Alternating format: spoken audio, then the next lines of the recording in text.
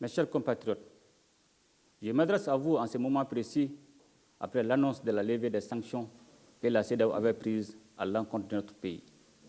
Par la même occasion, tirer les leçons d'une épreuve qui nous avait été imposée et évoquer les défis qui sont les nôtres pour le reste de la transition.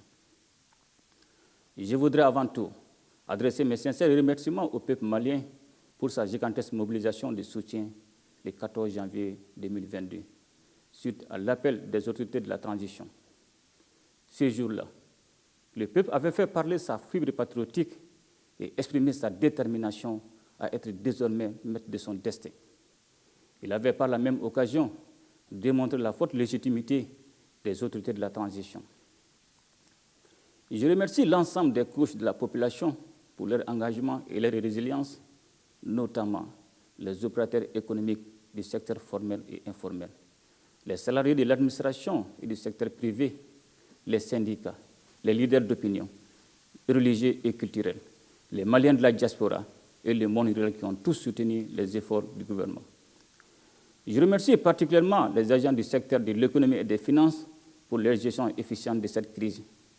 Il me plaît aussi de remercier vivement l'ensemble des panafricanistes qui ont exprimé leur sympathie et montré leur soutien constant à la cause du peuple malien, à travers des manifestations, des déclarations ou même des marches sur des milliers de kilomètres au mépris de tous les risques encourus.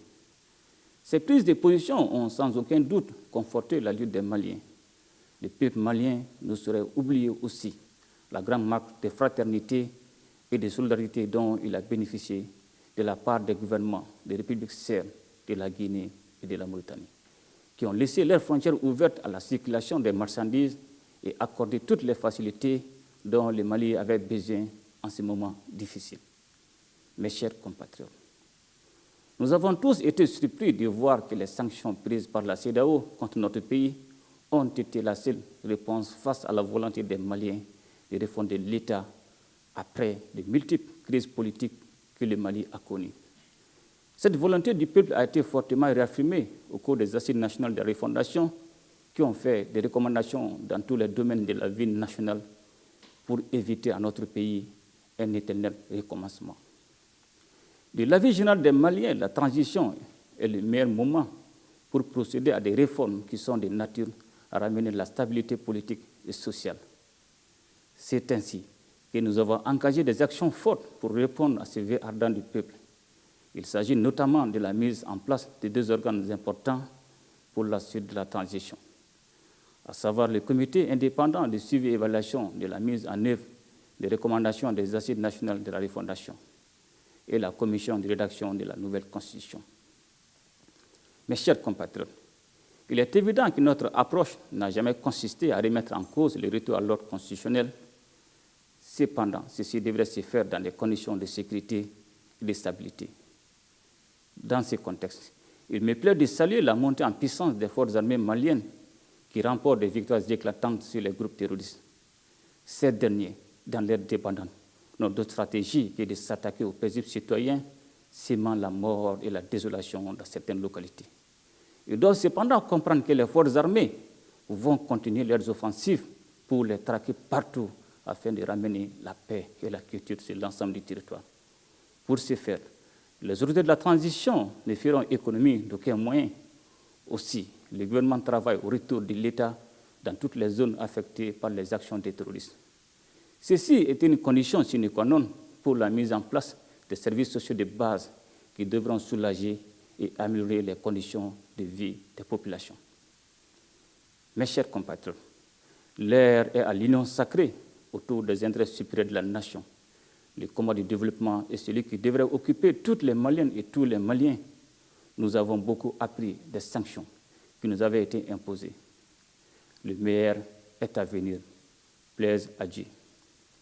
Mes chers compatriotes, nous nous réjouissons que la tension née des divergences entre les exigences de la CEDEAO pour des élections rapides et la volonté de notre peuple de créer les conditions d'une stabilité politique durable soit désormais dissipée. Pour ce qui nous concerne, nous nous sommes toujours évertués de bonne foi à démontrer la justesse et la légitimité de notre démarche fondée sur les aspirations profondes de notre peuple et réaffirmée au cours des assises nationales de la refondation. La vocation panafricaniste du Mali ne sera jamais démentie et notre pays œuvrera toujours pour consolider la solidarité entre les peuples africains et favoriser l'unité africaine. Je tiens donc à adresser mes sincères remerciements aux chefs d'État de la CEDEAO pour leur accompagnement en vue de la réussite de la transition. Je voudrais également remercier toutes les bonnes volontés qui se tiennent aux côtés du Mali pendant ces moments difficiles et qui soutiennent ses efforts pour sortir de la crise multiforme qu'il connaît. Mes chers compatriotes, malgré les difficultés liées au contexte national et international, la transition se poursuit sous de meilleurs auspices. Toutefois, nous devons continuer de rester vigilants et poursuivre nos efforts individuels et collectifs de construction nationale avec plus de rigueur et d'engagement. Nous devons également avancer avec détermination et responsabilité dans les réformes politiques et institutionnelles engagées, ainsi que dans les actions de développement afin de permettre à notre pays de retrouver la stabilité politique et sociale et créer ainsi les conditions d'épanouissement de tous les Maliens.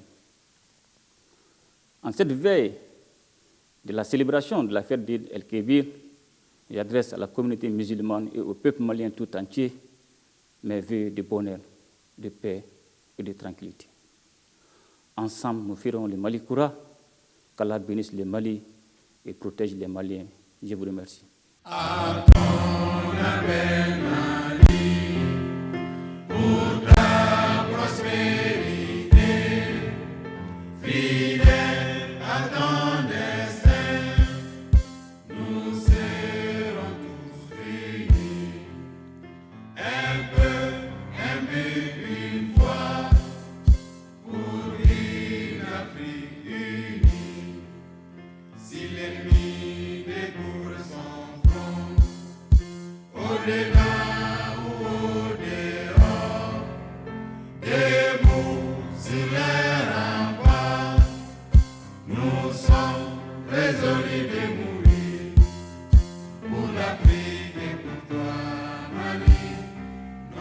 Notre drapeau sera liberté.